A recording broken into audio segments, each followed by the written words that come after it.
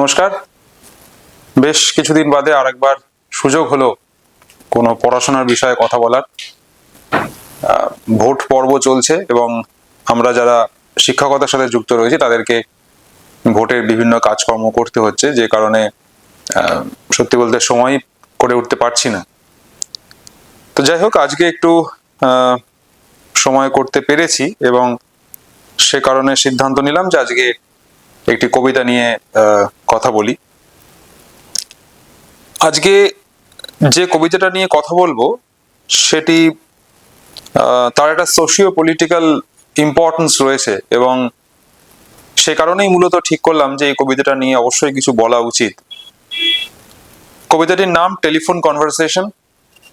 যিনি লিখেছেন তার নাম ওল সোয়িঙ্কা এবং এই কবিতাটি আইএসসি বোর্ডে সম্ভবত ক্লাস 12-এ এই কবিতাটি পড়ানো হয়।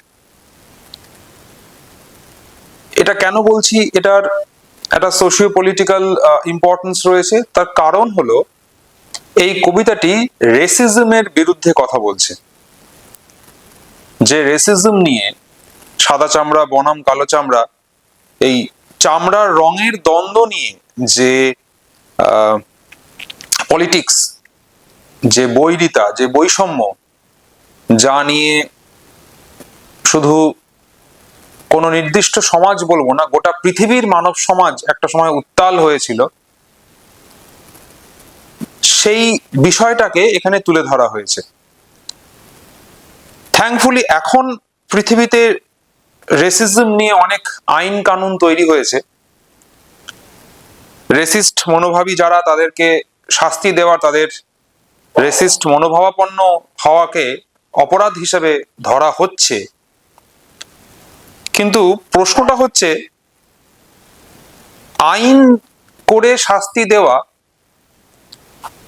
আর নিজের চেতনাকে, নিজের ভাবনাকে এমন উচ্চতায় নিয়ে যাওয়া যেখানে আমি চামড়ার রং দেখে মানুষকে বা মানুষের মধ্যে ভেদাভেদ করব না, এ দুটোর মধ্যে পার্থক্য আছে। এই কবিতাটা সেই রেসিজম বা রেসিস্ট যে মানসিকতা, সেইটাকে তুলে ধরেছে। এবং Wole Soyinka, since he himself was a Nigerian poet, ফলে তিনি এই ডেপ্রিভেশনের বিরুদ্ধে লড়ছিলেন। নাইজেরিয়ান হওয়ার কারণে তার যে স্কিন কালার, এবং তাকে গোটা পৃথিবী বলা ভুল আমার, গোটা পৃথিবীর সাদা চামড়ার মানুষরা তাকে যেভাবে দেখছে, সেটার বিরুদ্ধে তার একটা প্রতিবাদ এই কবিতার মধ্যে গর্জে উঠেছে। এবং একজন সোশ্যাল অ্যাক্টিভিস্ট হিসেবে তিনি এই কবিতাটি লিখছেন। শুরু করি। Telephone conversation. আসলে এই কবিতার মধ্যে there is a telephone conversation between the poet and a landlord, মানে কবি বাড়ি ভাড়া খুঁজছেন আর কি, এবং বাড়ির যে মালিক তার সঙ্গে তার টেলিফোনের মাধ্যমে কথোপকথন হচ্ছে। এই টেলিফোনের কথোপকথনের মধ্যে দিয়ে কিভাবে রেসিজম ফুটে উঠছে, সেটাই আমাদের এই কবিতায় দেখবার উদ্দেশ্য। শুরু করি। The price seemed reasonable, location indifferent. কবি বলছেন যে বাড়ি ভাড়ার যে দাম, প্রাইস, সেইটা তার ঠিকঠাক মনে হয়েছিল, রিজনেবল। লোকেশন ইনডিফারেন্ট, মানে তার লোকেশন নিয়ে হি হ্যাড নো প্রবলেম হোয়াটসোএভার, মানে বাড়ির যে অবস্থান, লোকেশন, সেটা নিয়ে তার কোনো বক্তব্য ছিল না, কোনো অসুবিধা নেই। The landlady swore she lived off premises, যিনি ল্যান্ডলেডি, বাড়ির যিনি মালকিন, তিনি বলেছিলেন যে তিনি নাকি এই বাড়িতে থাকেন না, অর্থাৎ পুরো বাড়িটাই ফাঁকা। Nothing remained but self confession, তার মানে দরদাম করা হয়ে গেছে, বাড়ির লোকেশন জানা হয়ে গেছে, সমস্ত কিছুই মোটামুটি স্থির। Nothing remained but self confession. Now this is very important. This is how the poem is beginning to be problematic. Self confession কেন বলছি প্রবলেম্যাটিক? কনফেশন কথাটা আমরা তখনই ব্যবহার করি যখন কোনো অপরাধের ইঙ্গিত থাকে। মানে আমি কোনো অন্যায় করেছি, কোনো অপরাধ করেছি, আমাকে এবার স্বীকার করতে হবে, কনফেস করতে হবে। তার মানে কনফেশন এই শব্দটার সঙ্গে অপরাধ স্বীকার করবার একটা দোতনা লুকিয়ে রয়েছে। এখানে তিনি সেলফ কনফেশন বলছেন। তিনি কি এমন অপরাধ করেছেন? দ্য আইডিয়া ইজ যে কবি এই যে ওল সোয়িঙ্কা তিনি সেলফ কনফেশন কথাটা বললেন। The idea is or the question is what is he going to confess, what is his crime? তার অপরাধটা কি, সে কি করেছে? তার অপরাধ আর কিছুই নয়। এবার সে বলছে, ম্যাডাম আই ওয়ার্নড, তিনি বলছেন যে আমি আমার যে ল্যান্ডলেডি হতে চলেছেন তাকে আমি সতর্ক করলাম। I warned, I hate a wasted journey, I am African. তিনি বলছেন যে আমি এই যে এতটা পয়সা খরচ করে গাড়ির তেল পুড়িয়ে আপনার বাড়ি অব্দি যাব, একটা কনফেশন আছে আমার। আবারও বলছি, কনফেশন মানে কিন্তু অন্যায় স্বীকার করা। এখানে তিনি কনফেশন কেন বলছেন?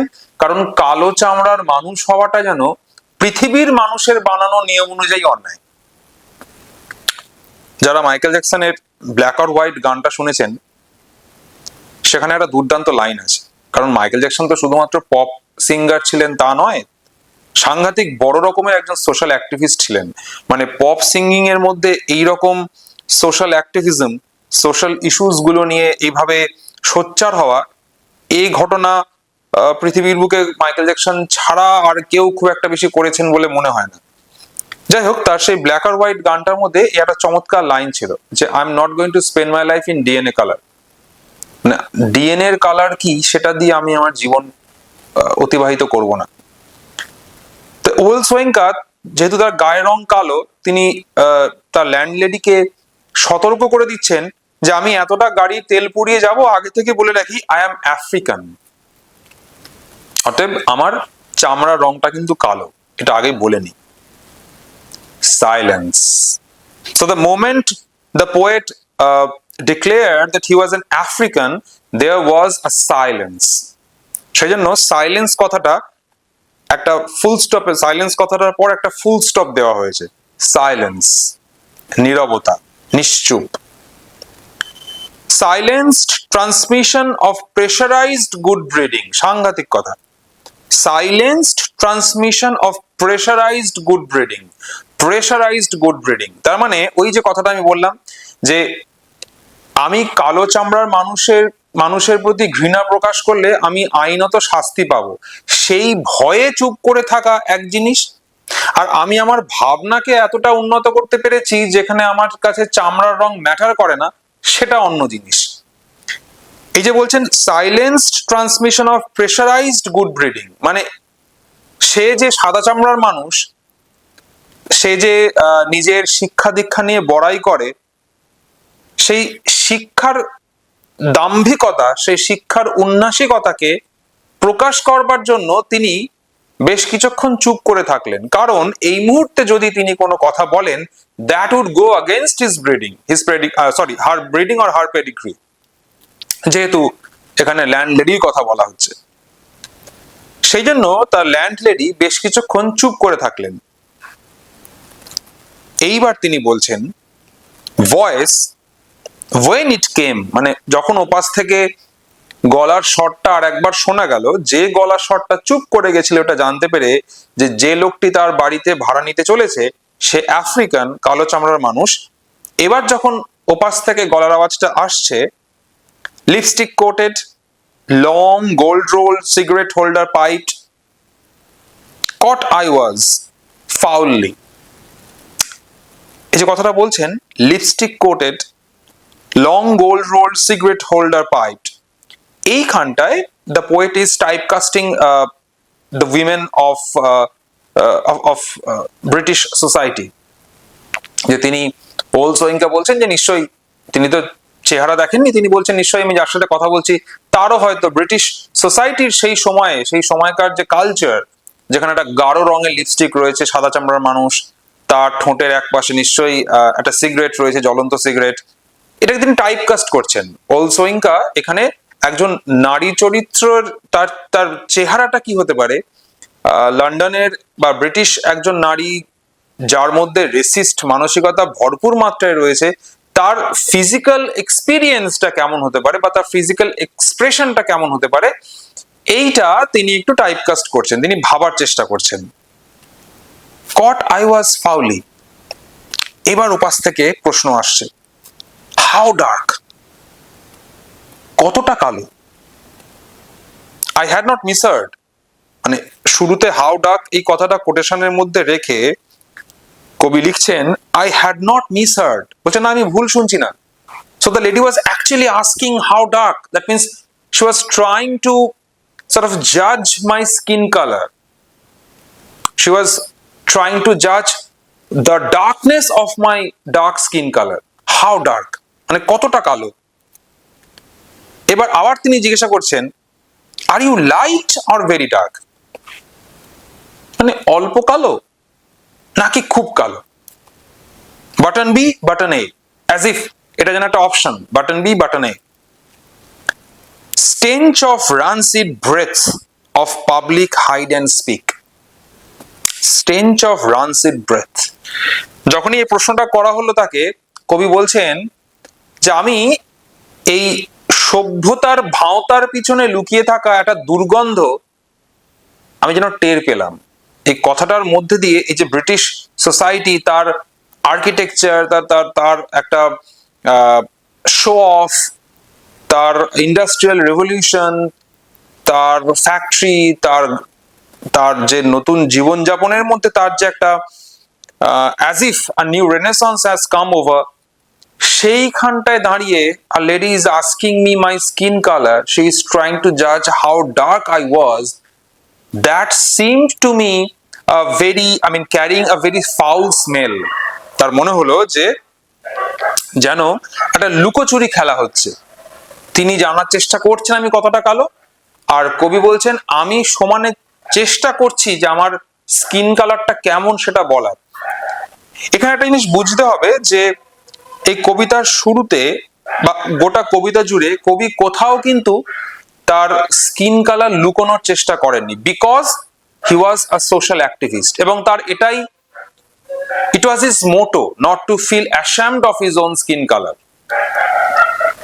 আচ্ছা, আমি একটা জিনিস বলি, যেখানে বসে আমি আলোচনাটা করছি আমার ঘরের আশেপাশে প্রচুর নয়েজ, এটার জন্য মাঝে মাঝে আমার খুব সংকোচ হয়, কিন্তু কিছু করার নেই, এটা আমার সার্কামস্ট্যান্সিয়াল রিয়ালিটি, আমাকে এর মধ্যেই কথা বলতে হয়। যাই হোক, button A, sorry button B button A, stench of rancid breath of public hide and speak, red booth, red pillar box, red double tired omnibus squelching tar. তো যখন তিনি ওই টেলিফোনে কথা বলছেন, কবিতার আশেপাশের বদলে যাওয়া পৃথিবীটাকে দেখছেন, বা বদলে যাওয়া একটা শহর, যে শহর ক্রমাগত আর্কিটেকচার, যে শহরে আর্কিটেকচার পাল্টাচ্ছে, যে শহরের টেকনোলজিক্যালি যে শহর এত বেশি প্রোগ্রেস করছে, সেই শহরের মানুষের মনের মধ্যে এখনো পর্যন্ত চামড়ার রং নিয়ে একটা ডিসক্রিমিনেশন রয়েছে, এটা তিনি বিশ্বাস করতে পারছেন না।